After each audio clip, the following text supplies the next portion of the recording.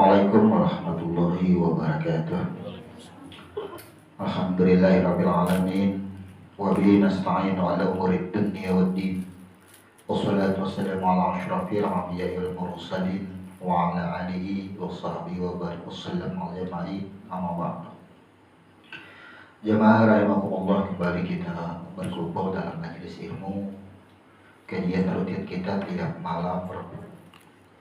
Pada malam hari ini kita akan melanjutkan di bab haji, yaitu pada rukun tawaf. Di sini kita akan membahas, karena memasuki rukun tawaf ini adalah sasaran tawaf. Sasaran tawaf itu adalah Ka'bah. Maka Ka'bah di dalam ilmu diri yaitu hati kita. Kenapa di dalam orang melaksanakan ritual haji setelah wukuf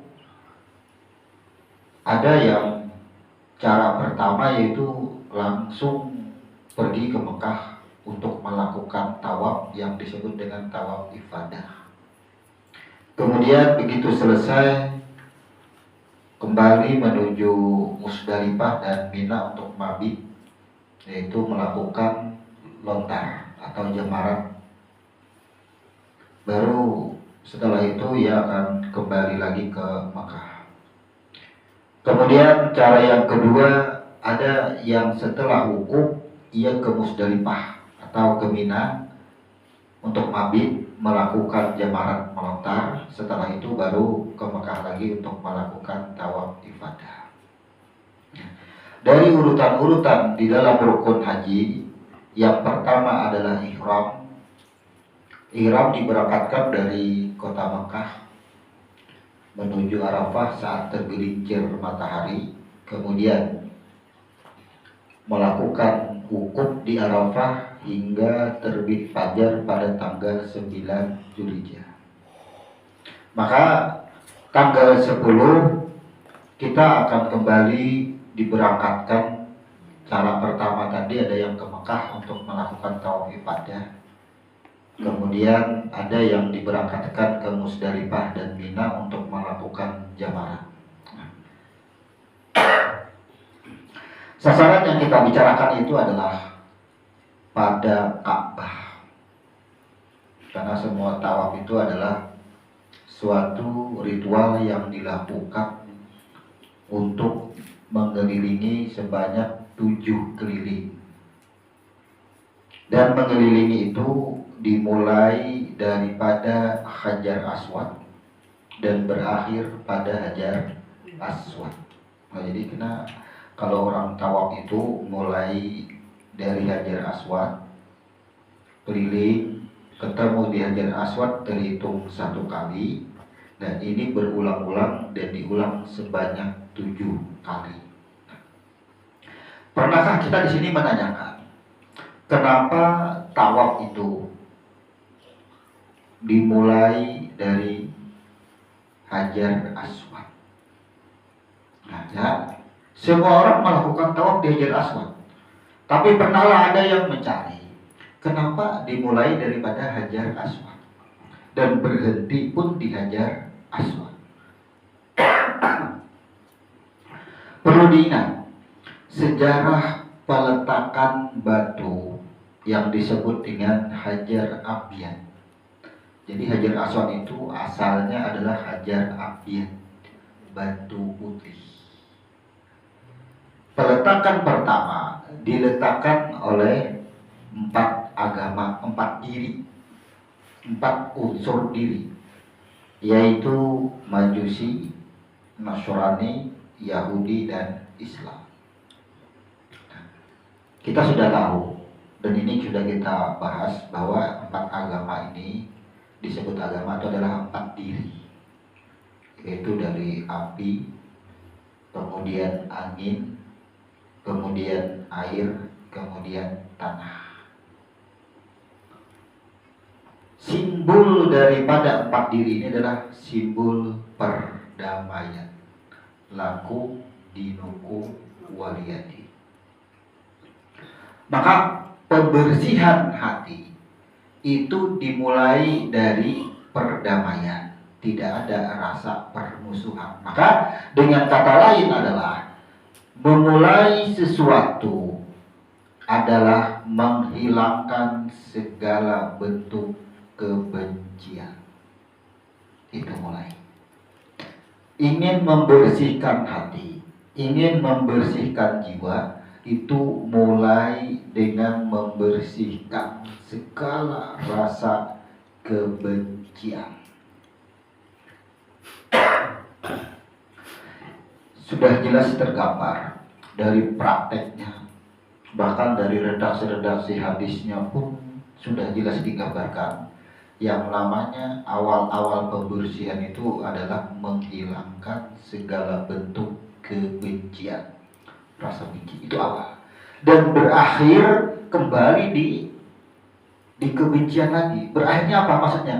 Artinya begitu ini sudah dibersihkan, maka akan ditemukan kedamaian. Karena itu perdamaian empat agama kan, empat diri, tidak ada permusuhan. Kalau api kadang-kadang ia merasa lebih hebat daripada yang lain. Ia akan merasa bisa menghanguskan apapun. Ia akan merasa bisa membakar segala apapun. Dan air pun dia akan berpikir ia akan bisa memadamkan api. Dan ia akan bisa menghancurkan semuanya. Seperti datangnya tsunami itu kan hancur lebur. Kemudian angin pun akan berpikir, begitu badai datang, angin badai menghancurkan semuanya. Dan tanah pun akan berpikir. Nah inilah masing-masing kesombongan akan bisa dimunculkan. Maka perintah tawab bersihkan hati ini mulailah daripada empat unsur ini, hilangkan semua bentuk kesombongan dan kebencian baru diterima. Jadi awal hancurnya hati, jiwa itu karena adanya rasa kebencian. Yang paling sulit itu ketika kita menerima sesuatu, misalnya ketersinggungan, kemudian tidak mau bertemu tapi disusupi dengan kebencian, itu yang diharamkan. Ada perintah, kalau orang ini sifatnya suka menggibah, orang ini sifatnya suka berburuk sangka, perintah hindari itu bukan disertai dengan kebencian. Artinya boleh kita menghindari seseorang itu daripada nantinya akan membawa mudarat bagi kita, tapi tidak boleh disertai dengan kebencian. Ini yang namanya lakum dinukum waliyatin. Bagimu itu diri engkau, urusan engkau, bagiku adalah diriku, urusanku. Nah, kalau kita berpikir bagimu agamamu, bagiku agamaku, ini akan jadi sarah. Ini akan jadi besar masalahnya. Padahal lakum dinukum waliyatin itu adalah bagimu, dirimu itu urusanmu, bukan urusanku. Apa yang engkau lakukan itu urusanmu dengan Tuhanmu. Dan bagiku, diriku, bagiku, urusanku dengan Tuhanku. Itu maksudnya. Tidak diserah. Kalau diartikan dengan agama, inilah yang akan selalu muncul perpecahan. Perbedaan agama dibeda-bedakan hanya pada penamaan agama. Di sini Allah sudah menetapkan setiap diri akan dihisap masing-masing pada amalannya masing-masing. Dan semua kita tidak mempertanggungjawabkan amalan orang lain. Tidak bertanggung jawab kita. Itu yang penting kita pegang. Nah, kemudian bicara hati. Bicara Ka'bah, maka kita bicara hati. Mari kita tinjau proses penciptaan manusia. Di beberapa surah banyak sudah ini, hampir semua surah menjelaskan, baik di An-Nisa, kemudian Awasa, kemudian dijelaskan di Al-Insan, kemudian As-Sajdah, Al-Mursalat. Ini banyak dijelaskan bagaimana proses kejadian diri manusia. Kita coba ke Al-Quran, yaitu surah Abasa 18 dan 19. Ayat 18, dari apakah dia menciptakannya. min ayyi syai'in khalaqah. Dari apakah dia menciptakannya? Maka ayat 19 di sini menerangkan min nutfatin khalaqahu faqadara. Diterangkan di sini dia menciptakannya dari setetes mani, lalu menentukan takdirnya. Nah, di sini jelas di dalam proses penciptaan manusia dari setetes air ini akan berkembang menjadi darah. Proses dulu. Dari darah diproses menjadi segumpal daging yang melekat. Yang melekat itu disebut dengan hati. Berarti penciptaan kita dari air, darah, dan hati dahulu. Barulah badan, tulang belulang dan sebagainya, barulah berbentuk manusia. Nah, dari cara proses penciptaan inilah kita belajar. Karena Allah tadi sudah menerangkan, lalu menentukan takdirnya. Sudah jelas ini. Kemudian di dalam surah Al-Insan, sesungguhnya kami telah menciptakan manusia dari setetes mani yang bercampur. Kami hendak mengujinya dengan perintah dan larangan, sehingga menjadikannya dapat mendengar dan melihat. Al-Insan inilah yang nantinya ada yang disebut dengan Baitul Ma'mur. Karena di sini diterangkan sehingga menjadikannya dapat mendengar dan melihat. Itu dulu. Jadi tujuan bagaimana Allah menciptakan manusia itu karena hendak mengujinya dengan perintah dan larangan, bagaimana kita menghadapi perintahnya dan bagaimana kita menghadapi larangannya.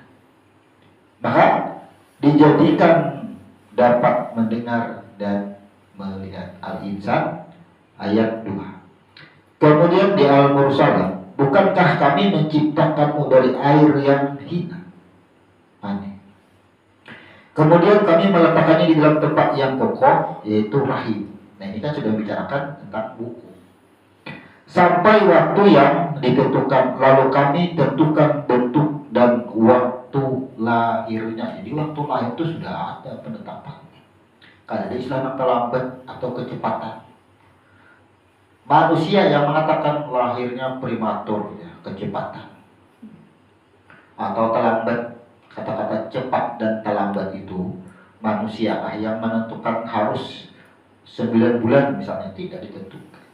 Di sini Al-Quran tidak menetapkan, cuma di sini dijelaskan, lalu kami tentukan bentuk dan waktu lahirnya, maka kamilah sebaik-baik penentu.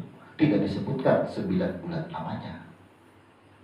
9 bulan, 9 hari tidak disebutkan di dalam Al-Mursalat ayat 20 sampai ayat 23. Maka bahasa prematur, kemudian bahasa-bahasa terlambat adalah bahasa-bahasa manusia. Allah tidak mencantumkan jumlah secara eksplisit, tidak ditentukan di sini. Baik, kita akan langsung kaji dulu ini dengan ilmu huruf kita.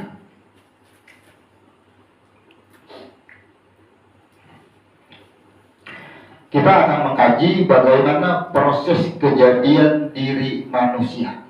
Dari beberapa Al-Quran tadi kita sudah mendapat keterangan bahwasanya pertama kita sebut dulu ini proses kejadian diri.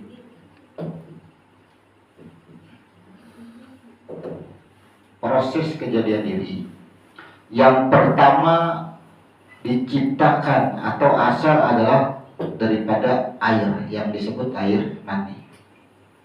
Dari air mani ini diproses menjadi darah.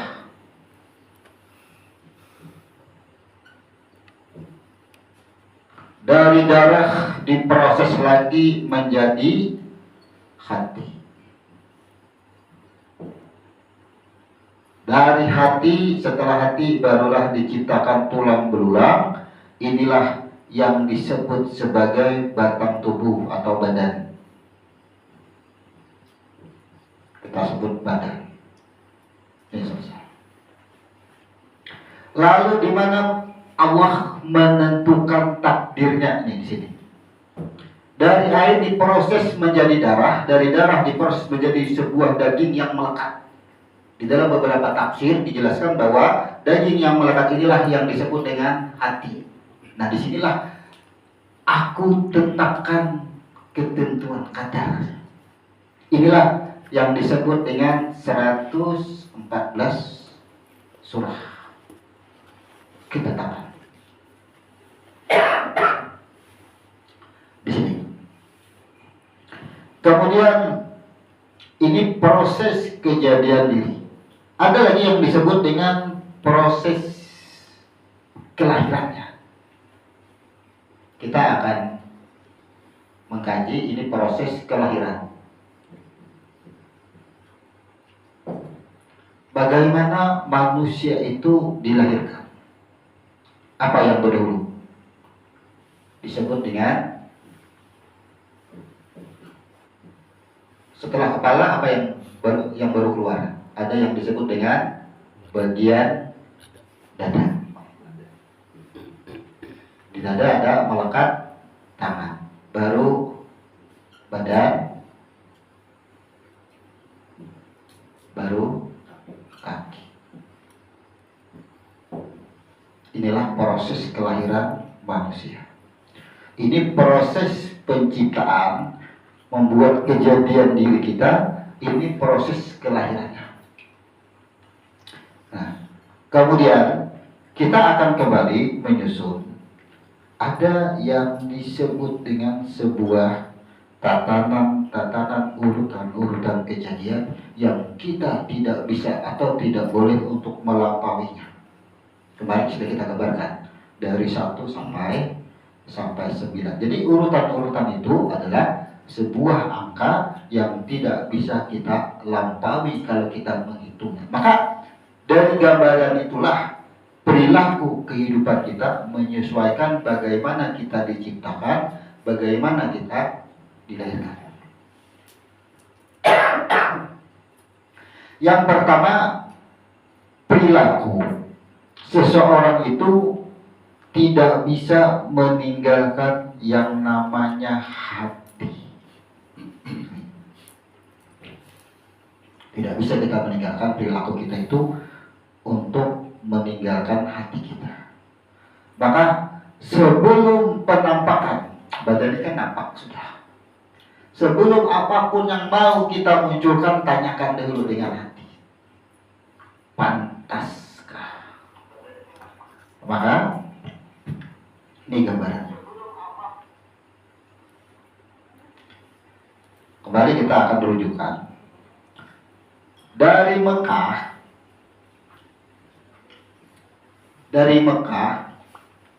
kita akan menggambar ini akan menuju yang namanya Arafah.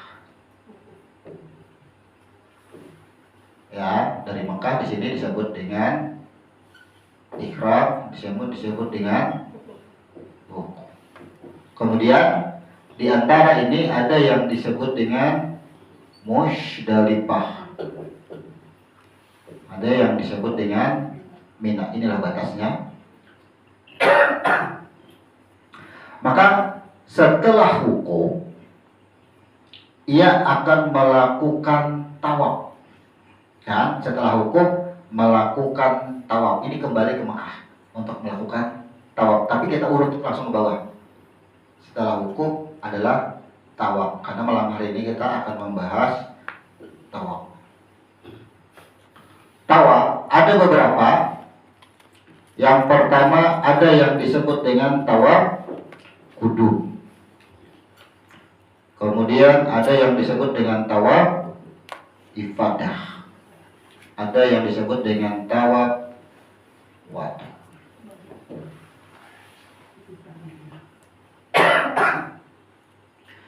Tawaf kudum ini adalah bagi orang yang pertama datang ke kota Mekah. Itu disebut dengan tawaf kudum. Tawaf penghormatan.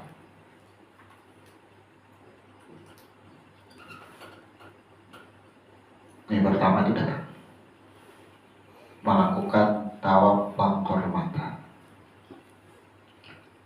masih yang disebut dengan kudum.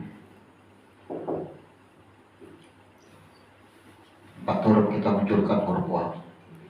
Pertama datang ke kota Mekah, kita akan mengembalikan, kita akan menyadari bahwasanya selama ini kita, atau pertama kita bertemu mengenal dengan hati, maka kita mengembalikan semua nih yang kita terima, yang kita alami adalah kepada, ada huruf waw sini, kepada yang menciptakan kita, atau kita ini kan dalam kekuasaan, artinya kita berserah diri. Maka tujuan penghormatan ini adalah kepada pensucian jiwa.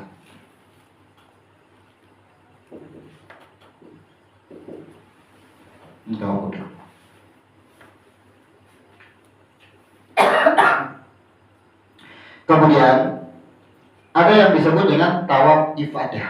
Ini dilakukan ketika selesai wukuf. Kita wukuf mengenal bahwasanya orang yang sudah mengerjakan wukuf, bahwa ia mengenal di proses kejadian dirinya, proses bagaimana ia dilahirkan. Ini wukuf, yang dua ini wukuf. Jadi orang yang wukuf adalah mengenal yang perihal dua ini dulu, bagaimana proses kejadian dirinya, bagaimana proses kelahiran dirinya. Itu wukuf harus mengenal.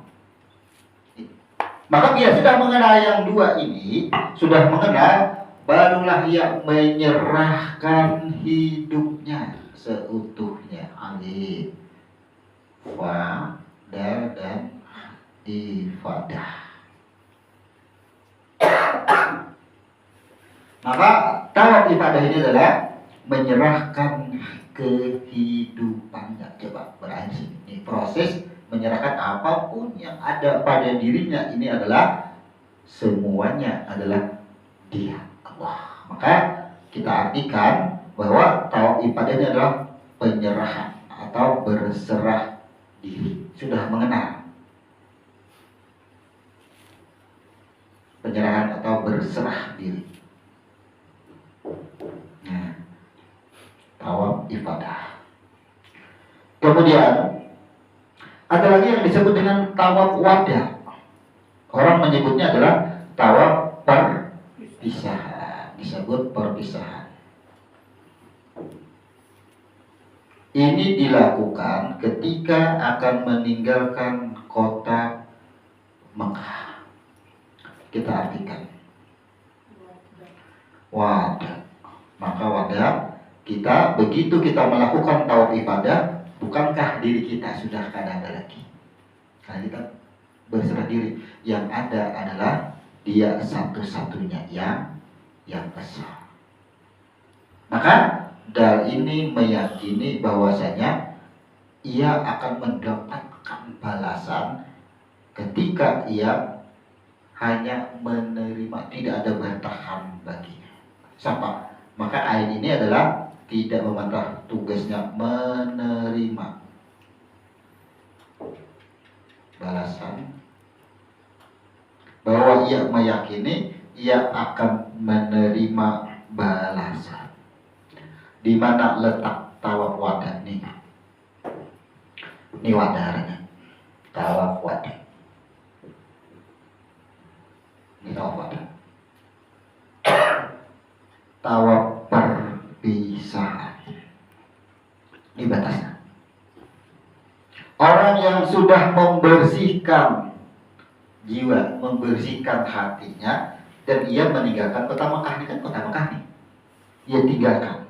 Berarti maksudnya apa? Apakah ia berbuat tidak memakai hati lagi? Yang ia tinggalkan, begitu ia meninggalkan kota Mekah, maka apapun yang ia lakukan, ia meyakini balasan ini adalah tertuju pada jiwa yang disebut dengan hati. Itu perpisahan. Artinya segala urusan dunia apapun bentuknya tidak bisa terlepas daripada urusan hati. Kalian bisa lepas. Itu maknanya makna daripada tawaf wadah. Maka begitu orang datang haji, jangan lagi dengan ada syahwat atau nafsu dunia. Kalau ini mencari, berusaha, makan, tapi tidak mengutamakan siapa sesungguhnya yang lapar, yang pasti tidak ada tuduhan lagi kepada dunia. Itu namanya tawaf wada, meninggalkan dunia. Wada itu bukan meninggalkan kota Mekah, tapi apa? Secara syariat ia meninggalkan kota Mekah, perpisahannya, tapi sesungguhnya ia meninggalkan dunia karena ia sudah bertemu dengan yang sesungguhnya memimpinnya selama ini. Itu maksudnya tawaf wada. Jadi bau mabrur itu adalah segala perkara kehidupan setelah ia sempurna mengerjakan haji, tidak ada tuduhan lagi dengan urusan batang tubuh. Tangan bergerak, tidak ada tuduhan lagi. Selama tangan bergerak, ia tetap tuduhkan kepada hati. Kaki bergerak, mulut berkata, telinga mendengar, ini maksudnya. Itu disebut dengan tawaf wada. Ini batasannya. Jadi urusan hati ini masuk di sini semua. Haji mabrur itu setelah datang haji, semua perilaku berada di sini, tidak berada di sini lagi. Di badannya adalah ini sama dengan dunia. Nih. Sama dengan dunia sini. Itu yang bujur-bujur makbur. Ada yang berpendapat setelah datang haji 40 hari ya. Jangan berusaha dulu bila hendak mendapatkan haji mabrur. Berarti kan dibatasi dengan 40 hari. Padahal apa? Orang yang sudah melakukan haji yang sempurna, maka setelah datang haji, karena ia sudah tawaf wada, maka ia melepaskan urusan dunia. Yang dimaksud melepaskan urusan dunia bukan kada berusaha, bukan kada makan, bukan kada minum. Tapi apa? Ia tidak menuduhkan lagi selama ini kemungkinan, ya kan? Selama ini orang yang belum mengenal akan Ka'bah, belum mengenal akan hati, kalau tangan bergerak, ya kan? Mulut berkata, hati tidak ikut. Contoh, seseorang itu jadi baik benar, sirin baik benarnya sampai ke hati baiknya. Ya. Kemudian ada lagi, sirin itu penarikan, tapi di mulut hanya ada sampai ke hati. Bahasa itu banyak kita ucapkan, tapi tidak memahami. Itulah yang disebut wadah. Perpisahan, memisahkan sesuatu yang dunia, yang urusan hati. Itu tahu wadah. Kalau kita berusaha makan dan minum, ini urusan dunia semua. Nih, ini urusan dunia. Tapi kembalikan siapa yang berkehendaknya tadi. Kehendak itulah yang dikembalikan ke sini. Itu barangnya kita wadah. Kesempurnaan kita. Itu maksud apa yang kita lakukan setelah datang haji ini.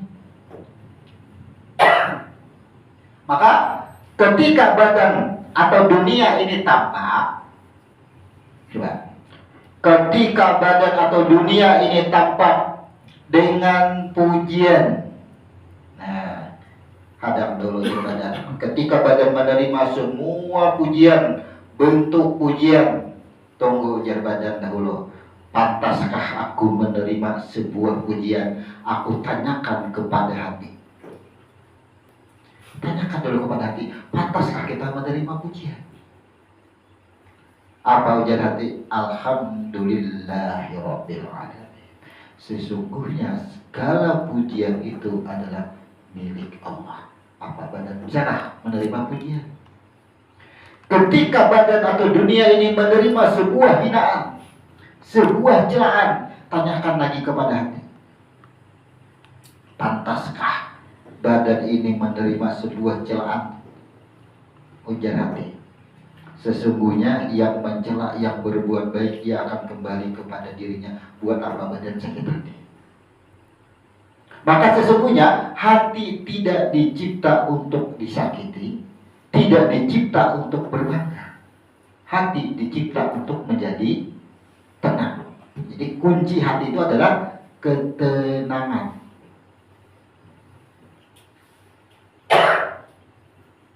Dari mana dasarnya? Coba ya. Ya ayat Tuhan nafsul mutmainnah. Inilah lapisan atau pancaran hati, ada yang disebut dengan mutmainnah.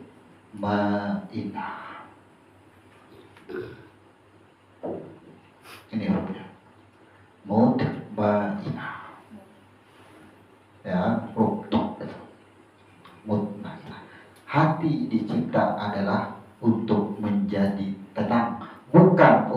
menjadi senang, bukan untuk menjadikan sakit hati, iri dan dengki, bahagia, tidak bisa di situ. Bagaimana ketika ia dicela, ia diberikan musibah, ia tetap tenang. Apa kata hati? Ketika ia mendapat pujian, ia tidak bergembira, tetap ia tenang karena ia. Di dalam hati itu kita sudah belajar, ada yang disebut dengan fuad, ya, ada yang lapisan terdalam, ada yang disebut dengan lu. Jadi hati ini lapisan keluarnya adalah disebut dengan mengetahui. Ada lapisan terdalam yang disebut dengan fuad.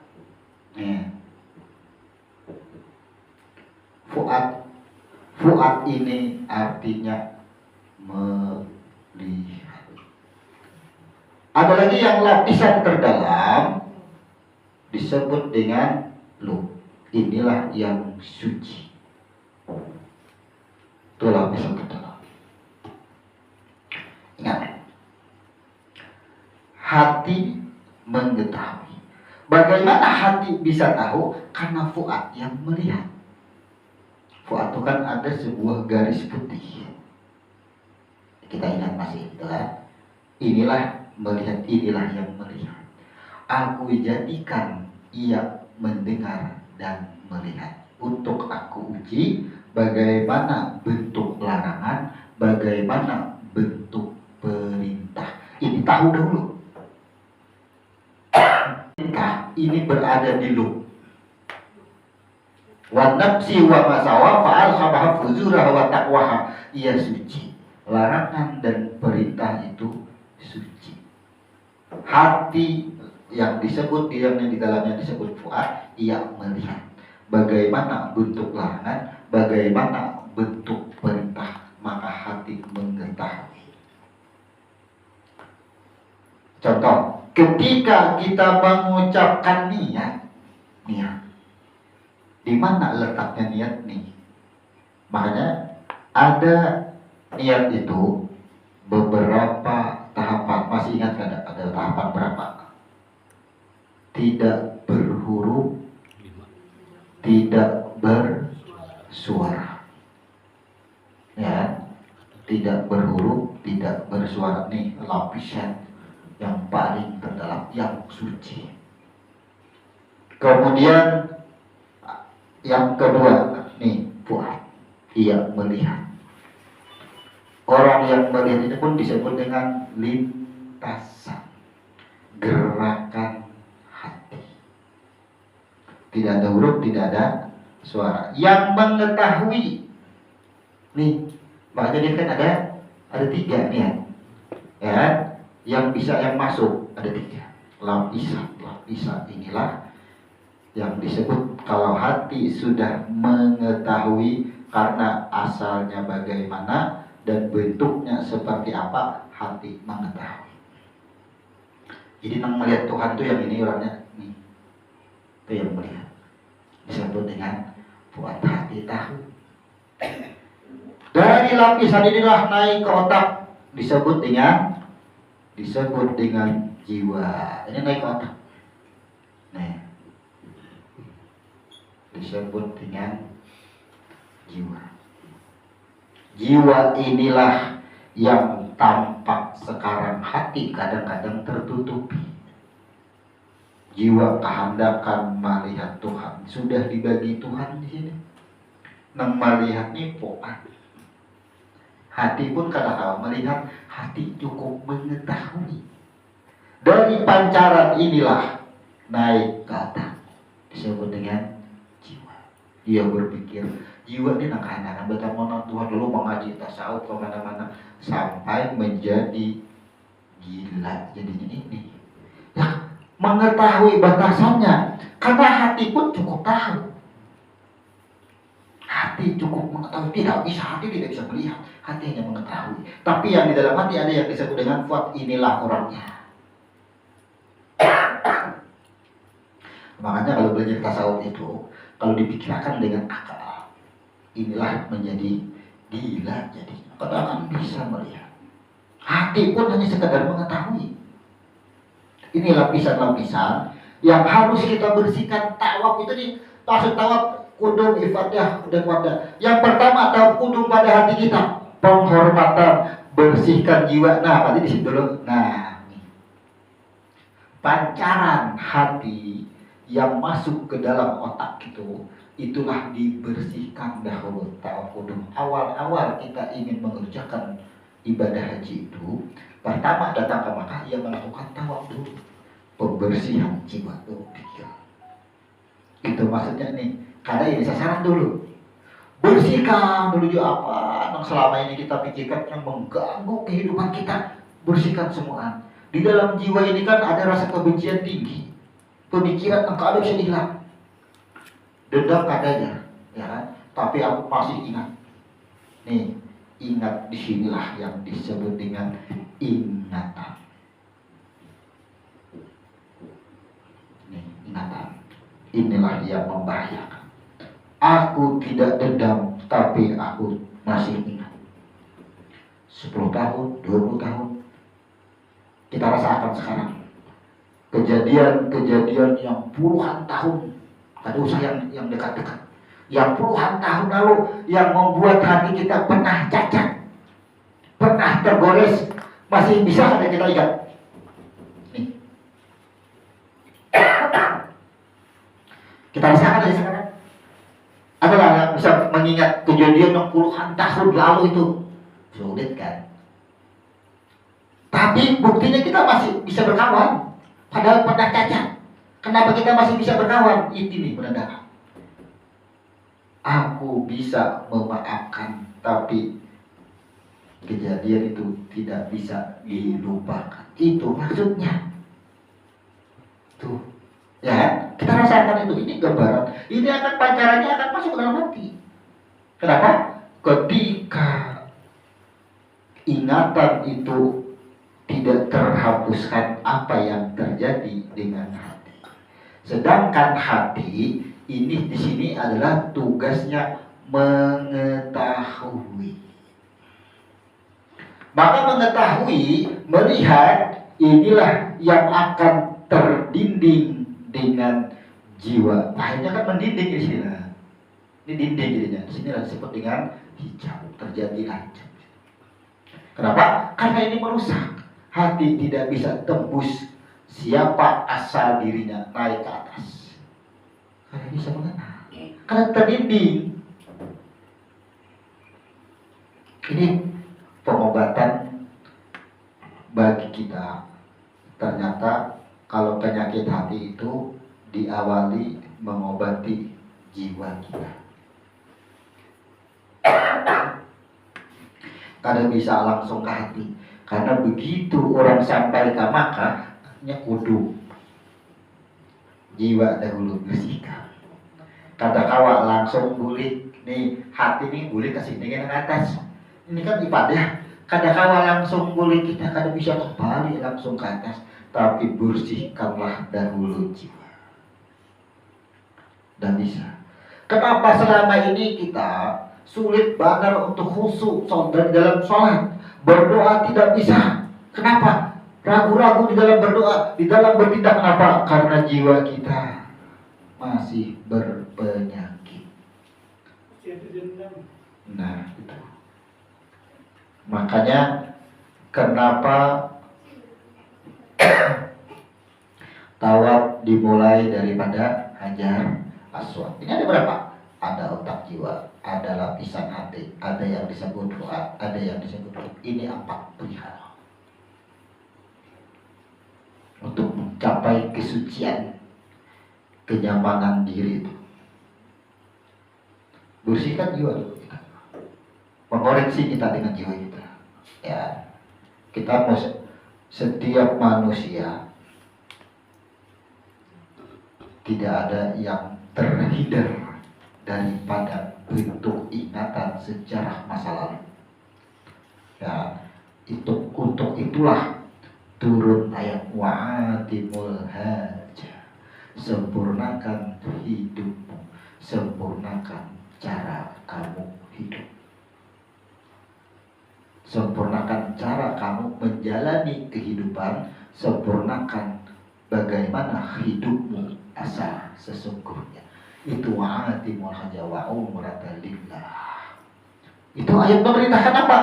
Bersihkan hidupmu. Bagaimana kita membersihkan kalau tidak dimulai dengan otak dan jiwa, kalau tidak dimulai dengan kudu. Tahu kudu itu perintah awal.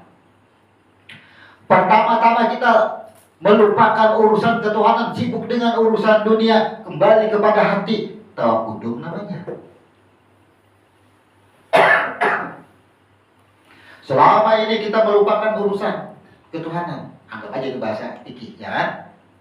Urusan dunia dengan disibukkan, mulailah kita beristighfar, mulailah kita menyadari diri. Itu disebut dengan pertemuan dengan hati. Tawaf pertama. Tawaf pertama membersihkan hati, yaitu unsur daripada jiwa kita dulu kita bersihkan dahulu. Adakah masih rasa dendam? Sudah dihapus-hapus, tidak diingat-ingatkan lagi, masuk 63. Ya lah. Apa yang 3? Inilah yang 3. Masih ingat apa yang 3? Akabah, wusta, ula. Ya. Kenapa? Kita gambarkan lagi.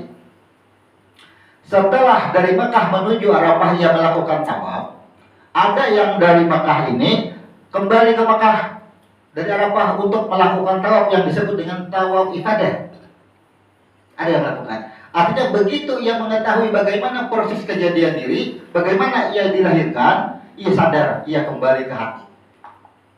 Maka ia tinggalkan batang tubuh. Aku sadar selama ini bila aku berucap, ya, asal ucap, kadang memikirkan ucapanku ini bisa menyakiti orang lain. Gerakan tanganku ini bisa menyakiti orang lain. Aku tidak pernah berpikir itu karena selama ini kita hidup melepaskan, meninggalkan yang namanya hati. Itu maksudnya. Kita sadari dulu. Karena perintah menyempurnakan haji itu adalah menyempurnakan hidup. Selama ini mungkin kita berbuat baik, bisa juga ada dengan hati. Sini itu baik benarnya, tapi ada sampai ke hati baiknya. Sini itu jahat, tapi ada sampai ke hati baiknya. Itu sama.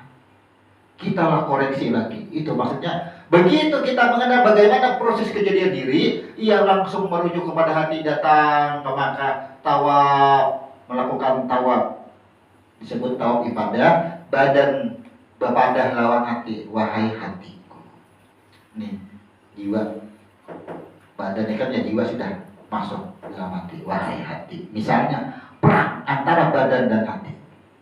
Aku baru sadar. Ternyata selama ini aku berbuat sekehendakku, tanganku, kakiku, mataku, telingaku, lidahku, sekehendak, tidak pernah melibatkan engkau. Tidak pernah bertanya kepada engkau, tidak pernah minta izin dengan engkau. Itu maksudnya. Datang. Maka mulai detik ini apapun yang tanganku akan perbuat, kakiku, lidahku, mataku, dan telingaku tidak akan bisa berlaku tanpa komando dari engkau. Itu. Jadi orang datang haji itu ia tidak akan berperilaku, tidak akan apapun, berbuat apapun tanpa mendapatkan petunjuk daripada hatinya. Itu karena mabrur. Ia tidak akan berkata. Kalau ia akan berkata, ia akan bertanya kepada hati, apakah perkataanku ini pantas aku ucapkan? Apa kata hati? Seandainya kita berkata bisa menyakiti orang lain, hati akan menolak. Tanyakan dulu kepada hati. Makanya ada sebuah redaksi, apabila kita tidak bisa berkata baik, maka diamlah. Daripada perkataan kita membuat ketersinggungan, sakit hati orang lain. Itu tujuannya kita. Makanya begitu mengenal, ia diberangkatkan ke Mekah, melakukan tawaf, merujuk, wahai hati, aku minta maaf. Misalnya nih, dengan bahasa lain, selama ini tangan kaki berperilaku tidak atas petunjuk. Apa ujar hati? Ujar hati, aku terima maafmu, umpamanya. Aku terima maafmu, tapi kamu akan berebut dan mengulangnya lagi selama kamu tidak membuang yang 3 itu. Makanya setelah ia melakukan tawaf, ia kembali untuk mengambil nafas awal dan nafas sani melontar. Itu cara yang pertama. Ada cara yang kedua. Setelah ia selesai wukuf, ia melontar dulu. Nah, naik ke sini dulu melontar. Apa kata batang tubuh? Selama ini aku melupakan hatiku untuk berbuat. Kenapa? Karena inilah yang 3 inilah biang keladinya yang membuat aku terdinding dengan hatiku. Kalbun, kulub hati yang tertutup. Inikah yang membuat hatiku selama ini menutupi, tahu di balik tertutup dengan yang 3. Tidak bisa melihat akan Allah. Nih, inikah orangnya semuanya, itulah maksudnya. Lalu ia melontar dahulu. Setelah ia melontar sadar, baru ia bisa menemui hatinya. Baru ia bisa bertemu. Itu maksud daripada ada 2 cara. Misalnya nantinya ada yang berangkat haji nih, sampai di panggilan nih, ada 2 cara. Setelah wukuf ke Mekah tahu ibadah, baru mengambil nafar awal nafar sani, ya. Kemudian ada setelah wukuf nantinya ada yang melontar dahulu jemarat, barulah ia melakukan tawaf ibadah. Ada 2 cara. Kenapa? Kalau diimbayakan sabada taat kada mampu seluruh dunia, lalu dibagi dengan 2 cara. Tidak menyalahi cara itu. Cuma yang cara pertama, ia langsung sampai kepada hati, itu yang kita pahami dahulu. Kenapa ini diberangkatkan pertama, tidak melontar dahulu. Artinya bahwa kita batang tubuh menyadari langsung kepada hati. Apa pesan hati di sini? Pesan hati di sini adalah kamu akan mengulangnya lagi.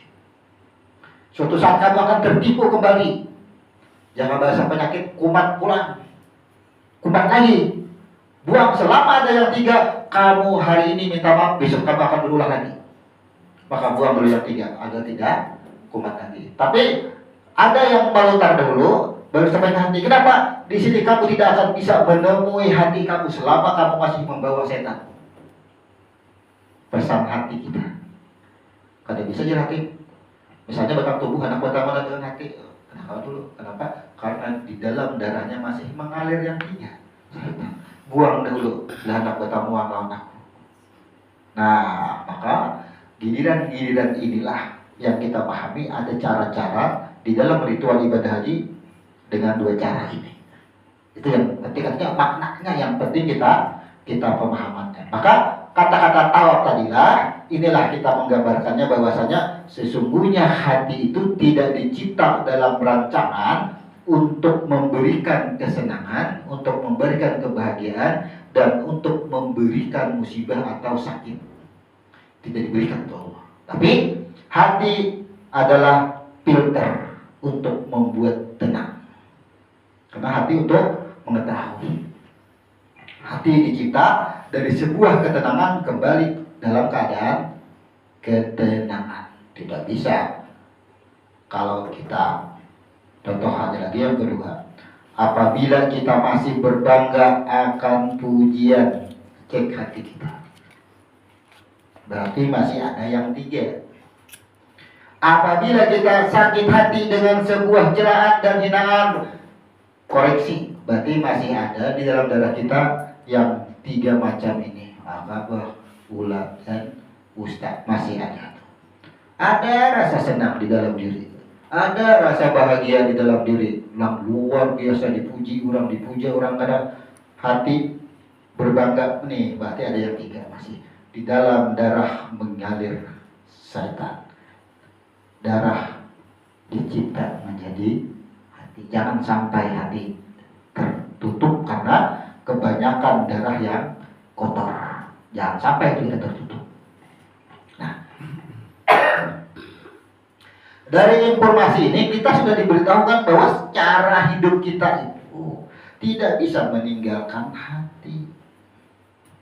Sempurnanya kehidupan itu adalah sesuai petunjuk hati kita, kan hati kita yang mengetahui. Karena hati kita yang melihat, ada fuad di dalamnya. Karena hati kita di dalam fuad ada lub yang suci, lapisan terdalam.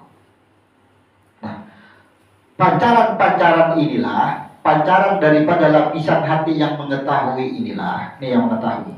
Ya, ada lapisan hati yang terluar, disebut ini di dalam Al-Quran itu asyadar. Nah, ini lapisnya ini disebut dengan mengetahui. Akibat ia mengetahui, ia ada menyimpan rasa sombong. Nah, disebut dengan nafsu al-lawamah. Makanya ada yang mutmainah, ada yang al-lawamah. Inilah nafsu-nafsu keduniaan cenderung untuk berbuat buruk. Itu maksudnya. Jadi ini lapisan hati yang keluar pancarannya itu. Ada nafsu keduniaan, ada nafsu untuk cenderung untuk bersedih, untuk berkeluh kesah. Maka itu pancaran-pancaran hati. Ada kesombongan, nafsu lawangan. Merasa memiliki ilmu, merasa sahabat tahu, tak akui. Nih. Maka pancaran hati ini yang tidak selamat tadi. Jadi di luar daripada fuad hati. Jadi ada lapisan hati, kemudian ada lapisan hati yang terluar. Jadi ini lapisan hati disebut hati dari dalam menuju akhir dari lapisan, kemudian akhir dari lapisan ini membuat pancaran-pancaran lagi atau sifat-sifat lagi yang disebut dengan mutmainah dan al-lawamah, disebut lagi di situ. Jadi itu pancaran aja. Kalau kita umpamakan lapisan hati yang terluar ini adalah warna bola lampu. Bilainya abang, bilainya hijau, bilainya biru. Itu lapisan yang terluar cahaya sudah. Jadi semburan di luarnya inilah yang disebut dengan, artinya begitu ia melihat biru tenang, melihat merah ia tenang. Apa? Artinya di sini putih, di situ biru, ia tidak menyerah. Kenapa tahu? Karena ia tidak memandang lapisan yang terluar. Tidak dipandang lagi. Pandangannya adalah lebih kepada apa yang membuat biru dan apa yang membuat merah. Jadi al-lawamah mutmainah itu adalah sebuah gambaran hati. Gambaran hati itu melukis. Melukis bagaimana ketika ia mengetahui lub, mengetahui fuad dan mengetahui hati, ia menjadi mutmainah. Tapi ia ada yang terdinding karena kesombongan. Kita membuktikan ini ada di sebuah bukan organisasi lah, sebuah keagamaan dengan sikap yang ia merasa ahli dengan keagamaan. Contoh, ia akan memandang semua ustadz di bawah, mubalik di bawah yang tidak sederajat. Contoh, kalau kada minimal I1 itu kada dianggap. Dan kalau hendak berkhutbah, mengajar, apalagi mengisi majelis taklim, kalau kada bahasa mereka itu merujukan kepada gurunya dan gurunya mengiyakan, baru dipersilahkan.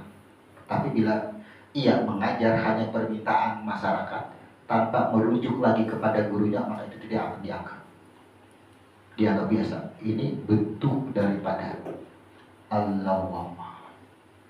Ada sekarang kita langsung konsultasi langsung. Ustadz Syahan itu berguru dengan kami. Sekarang ia ceramah di mana-mana. Ia tidak pernah merujukan kepada gurunya. Detailnya ada. Yang dia itu minimal I1 sekarang. Kalau betitel bagaimana? Berarti ada pengkastaan sekarang. Ada merasa ilmu itu aku yang memiliki karena aku I1. Begitu ia belajar dengan aku, iya boleh, silahkan dia berdakwah, tapi aku yang memberikan itu. Bahaya sekarang Islam. Kita langsung nih, sharing langsung. Itu sangat disayangkan. Jadi kita gambarkan, kalau kita menggambarkan hati, apakah ini tidak bagian daripada kerusakan hati? Pancaran hati yang merasa keilmuan itu ia sombongkan dengan ilmu, bahwa itu aku yang memiliki ilmu. Ia sungguhkan dengan itu. Kemudian dari praktik ini belajarlah. Allah itu kan menginformasikan Al-Quran nih, disembuhkan Al-Quran nih, dari air ke darah, hati, kemudian batang tubuh. Maka cara kita hidup itu, berperilaku itu turuti bagaimana cara kita dicipta. Nih, sama. Tidak bisa sekehendak ini nih, sekehendak badan berperilaku merupakan hati, kan boleh. Kada bisa. Cara kita dicipta menentukan cara kita bersikap di dalam hidup. Sama. Kemudian cara kita dilahirkan pun menentukan. Kira-kira gambarannya apa di sini? Contoh. Sebelum bertindak, yang bertindak nih, ya, sebelum bertindak maka pikirkanlah dahulu. Itu maksudnya. Kenapa manusia itu lahir kepala berdahulu? Itu Tuhan memadahi sudah. Ya Tuhan sebelum bertindak, sebelum kaki melangkah, berpikir dahulu. Kan bahasa kita itu. Ternyata dibuktikan manusia dijadikan seperti apa rancangannya, manusia dilahirkan seperti apa rancangannya. Tapi kan ada yang sungsang, ada yang lahir sesar. Tapi lahir sesar kan kepala juga diangkat berdahulu. Yang sungsang berarti sebetulnya Allah menginformasikan, menggambarkan bahwasanya akan ada yang membantah, akan ada yang berperilaku meninggalkan pikirannya. Gambaran Tuhan. Yang sungsang itu gambaran Tuhan, bukan yang sungsang itu yang salah. Tapi Allah menginformasikan bahwasanya kenapa kelahiran itu adalah kepala berdahulu, ada yang batis berdahulu. Ya, Allah informasikan bahwa akan ada manusia itu yang berperilaku ia melupakan pikiran. Ini akan berkaitan sempurnanya diri itu di dalam Al-Maidah, ya kan? Itu kan turunnya di Arafah. Turun ayat itu kan terakhir di Arafah turunnya. Di tanah Arafah itu turunnya Al-Maidah. Pada hari ini engkau diri agama aku sempurnakan Islam bagi kamu. Maka sempurna diri adalah akal dan pikir. Setiap kita berperilaku gunakan akal dan pikir. Tapi praktik lahirnya ada yang kaki berdahulu. Maka Allah informasikan akan ada, akan banyak yang perilaku kehidupan itu mengutamakan adalah berbuat dahulu baru berpikir, atau berbuat tanpa berpikir. Nah, ini akan sedikit lagi. Kita akan menggambarkan. Kemarin kita sudah, tapi kita ulang. Dari 1, 2, 3, 4, 5, 6, 7, 8, 9. Ini kan angkanya. Ini semuanya akan pas. Angka 1 sudah kita terangkan semalam. Ini membicarakan tentang urusan roh. Ya, membicarakan tentang urusan roh. Ini kita akan mengenali. Insya Allah kalau di dalam ilmu huruf ini akan kita bongkar. Kemudian ketika roh dihembuskan, apa yang terjadi? Roh dimintai persaksian. Maka angka 1 ini adalah maknanya sama dengan kekuatan, karena perbuatan.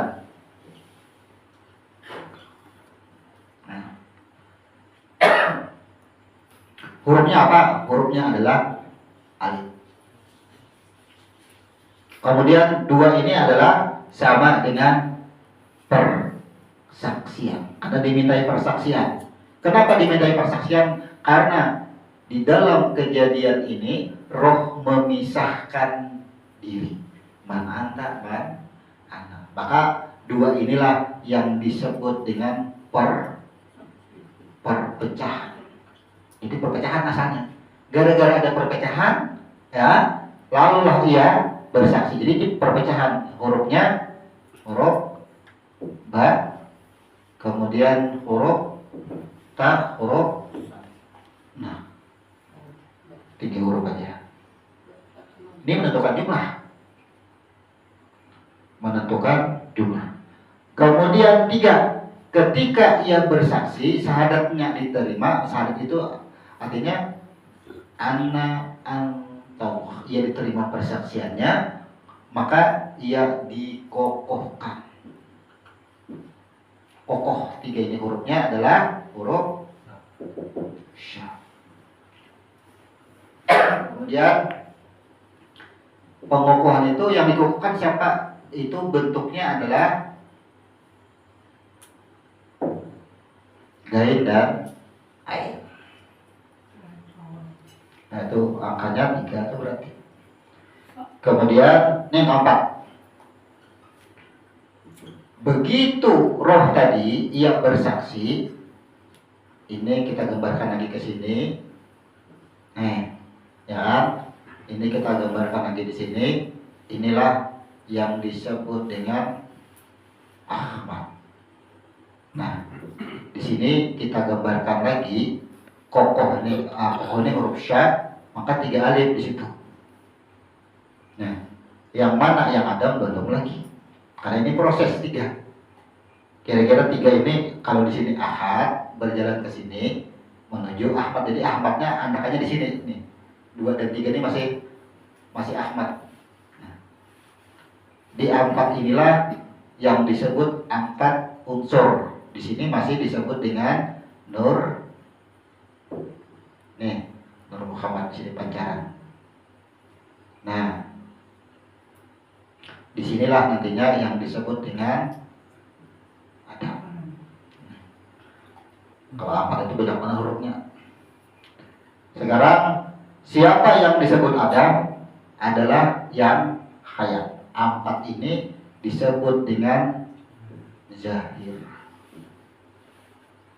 Siapa yang pertama Zahir adalah Nur Muhammad. Ini penjahiran Nur Muhammad. Kemudian 5 ini adalah disebut dengan hayat atau disebut dengan hidup. Maka sempurna. Hurufnya adalah huruf H. Ini huruf sempurna hidup, kesempurnaan.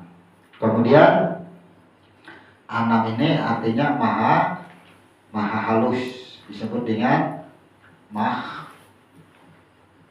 makhluk. Nah, jadi kalau bahasa lain, kalau ini sempurna, ini disebut makhluk, maka awal-awal makhluk dicipta itu adalah disebut dengan jin. Jadi makhluk di sini tafsirnya adalah jin. Hurufnya apa hurufnya? Nih. Itu hurufnya. Wow. Kemudian 7. Ketika makhluk ini dibersihkan, ya, ini ada huruf waw, pembersihan makhluk di sini. Maka inilah yang disebut dengan, kan setelah ini kan disebut dengan hayat, yang hayat artinya nampak semua. Maka ini disebut dengan pensucian.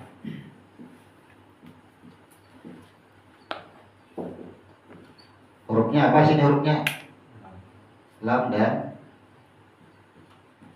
dan alif. Ilah. Nah, 8. Ketika ia disucikan, ia sudah bersih, ia akan mendapatkan ampunan atau mendapatkan rahmat. Berarti mendapatkan rahmatnya adalah termasuk orang yang beruntung. Hurufnya adalah Ra. Jadi 8 itu termasuk orang yang beruntung. Itu akan berada pada asalnya. Maka angka 9 ini tidak ada pada huruf. Tidak ada pada huruf. Karena ini asal. Orang yang beruntung apa ya? Orang yang mendapatkan rahmat adalah surga baginya, surga ada angkanya. Maka ini surga. Sekarang tafsir surga ini apa yang pas? Orang yang beruntung masuk surga. Jadi angka 9 itu apa? Kenikmatan lah. Jadi nikmat di sini. Nah, batas di sini. Jadi untuk mengisi yang nomor 4, silakan. Yang ada huruf yang di sini. Mim, misalnya kan. No. Semua ada di sini. Sin lainnya nih. Dan lain sebagainya. Kemudian setelah 9 loncat 1 dan 2. Terakhir di dalam pengkategorian yang dijelaskan oleh ahli cuma sampai di situ, sampai di 12. Siapa yang 12 itu? Sesungguhnya yang mendapatkan nikmat, yang kembali kepada nikmat itu adalah 1.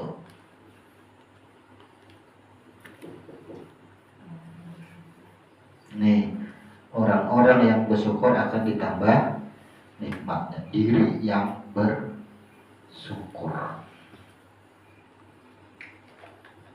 Jadi 12 ini, kalau 9 itu artinya nikmat, berarti kalau 12 itu artinya diri yang selamat. Nah, jadi 12 ini adalah diri yang selamat.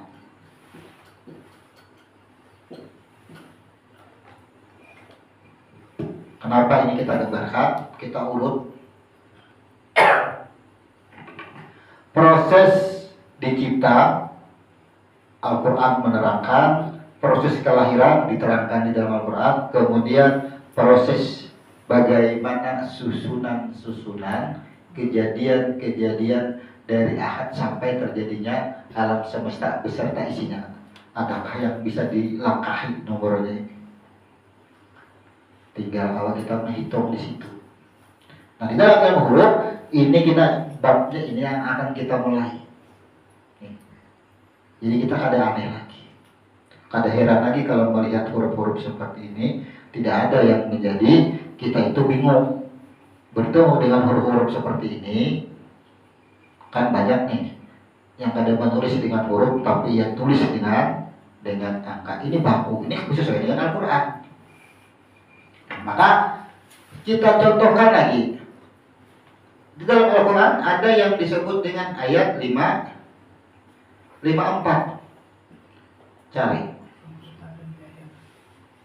Ya, 5 sempurna, 4 jahil. Bila ingin mendapatkan menjadikan sesuatu, maka sempurnakan dahulu hidupmu. Nih. Ya. Kalau ayatnya 4 kemudian 5. Bila ingin menyempurnakan hidup, adakan dahulu bahannya. Kalau ini bila ingin mendapatkan sesuatu, sempurnakan hidupmu. Maka ini perintah bagi orang yang sudah jahil. Ya kan? Perintah dalam menyempurnakan kehidupannya. Tapi bagi ini apa perintahnya apa? Nang jahil diperintahkan inya kalawasan hidup sempurna. Maka ini ayat ini berkenaan dengan ketuhanan, ini berkenaan dengan keduniaan. Jadi ayat itu berkenaan dengan ketuhanan, berkenaan dengan keduniaan. Maka dari angka-angka di sini, contoh angka 1 ini disebut genap atau ganjil? Ganjil atau genap? Ganjil. Misalnya ini alam kosong, datang orang sorangan baca di situ. Kita katakan ganjil kah? Kita katakan genap kah? Bila datang lagi sehingga berdua genap, datang lagi sehingga bertiga ganjil. Tapi aku sorangan aja asalnya kosong, datang sehingga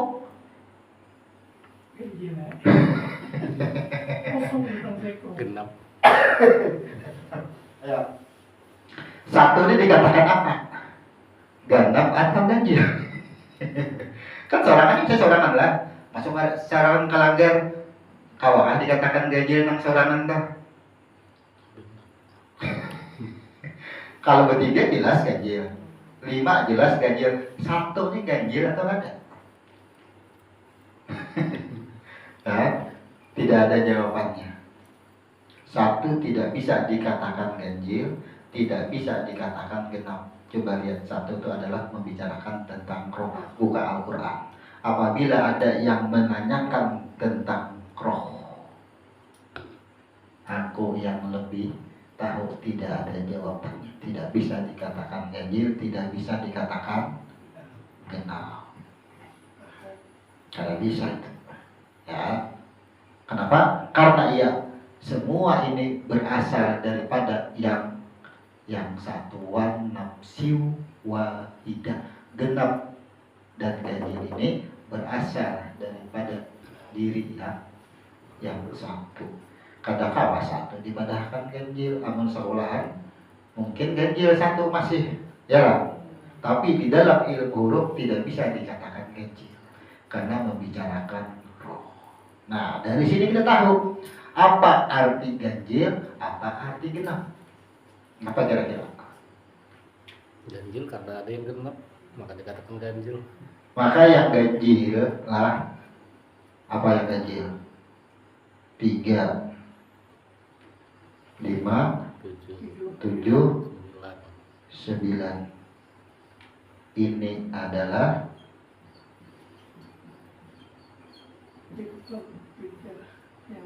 nyawa. Kalau ini genap, ya berapa genapnya? 2, 4, 6, 8. Disebut dengan badan.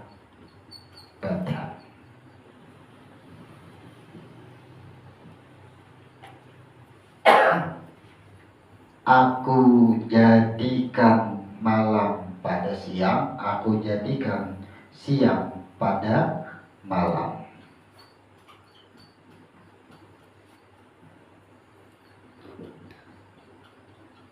Nah, kita pikirlah kita.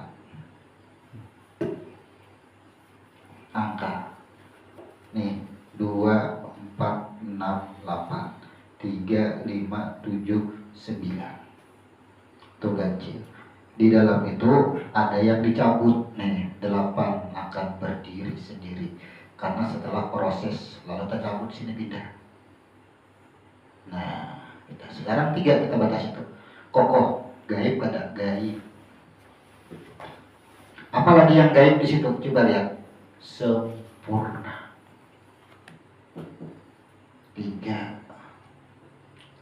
Ini masalah kegaiban. Lihat 7, pensucian. Hanya ada pada rasa ampunan Tuhan. Kelihatan tidak? Gaib semua. Yang tampak 2, 4 dan alam. Nih, angka yang tampak cuma ini. 7 dan 9. Kalau ini gaib dunia, kalau ini gaib juga, tapi ini gaib ketuhanan. Nah, ini ada 2 jadinya. Ini rumus. Nih, sehingga angka menjadi 3 kelompok. Nah, cari kun payakunnya ini. Mana kunnya, mana payaknya, inilah yang disebut dengan kun. Ini yang disebut dengan fayak. Inilah yang disebut dengan kun. Tuh, pengelompokan angka. Itu kalau ilmu huruf, angka, bila belajar ilmu huruf, angka kadang kalau ditinggal. Ini sebagai cuplikan dulu. Karena berkenaan dengan urusan penciptaan diri, dengan urusan proses kelahiran diri kita. Pengelompokan ini, coba ya, 8 rahmat. Semua berasal dari ampunan dahulu. Barulah ketika rohman anta ma'ana ia diberikan ampunan 8. Rasa kun yang pertama. Maka dikokohkanlah rahmat tadi 3. Ya kan? Kemudian apa? Ada yang disebut 5. Adalah penyempurnaan hidup.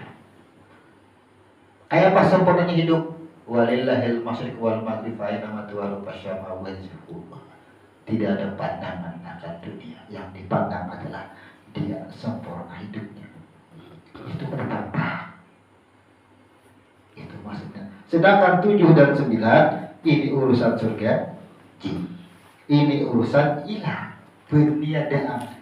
Surga dia tiadakan. Ini satu kelompok. 7 dan 9. Nanti akan kita bahas itu khusus di ilmu ini.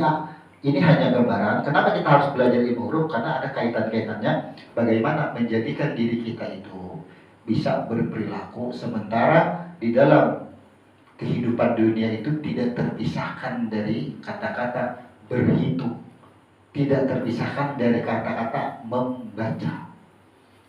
Karena bisa dipisahkan, membaca dan berhitung, nyawa dan badan. Maka huruf dan angka ini sama dengan nyawa dan badan, sama.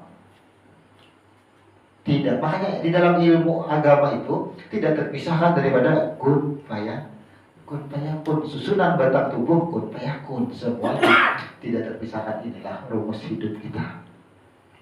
Nah, mungkin ini gambaran sementara bahwasanya kata-kata tawaf kita akan masih lanjut di minggu depan, masih di tawaf, karena kita akan merujuk ketika pensucian hati kita ini diawali dengan tawaf kudum, baru tawaf ifadah, baru tawaf wada, karena ini adalah menerangkan lapisan-lapisan hati. Begitu kita sudah mengenali lapisan-lapisan hati ini, kita akan mengenali bagaimana cara proses menuju hati, menuju batang tubuh ini akan berperilaku, ia akan mengarah kepada hati. Tapi ada hati yang disebut dengan Baitul Ma'mur, Baitul Muqaddis nantinya. Karena ini akan Ka'bah sementara, ini Ka'bah. Kita akan membicarakan nantinya, karena ini sudah kita pahami, kita akan membicarakan ketika badan, mata akan menuju kepada hati, kepada Ka'bah. Rujukannya insyaallah akan kita kaji lagi pada minggu depan itu.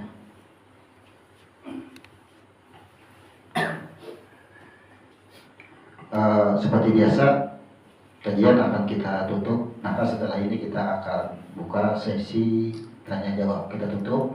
Subhanallahumma wa bihamdika asyhadu an la ilaha illa anta astaghfiruka wa atubu ilaik. Assalamualaikum warahmatullahi wabarakatuh.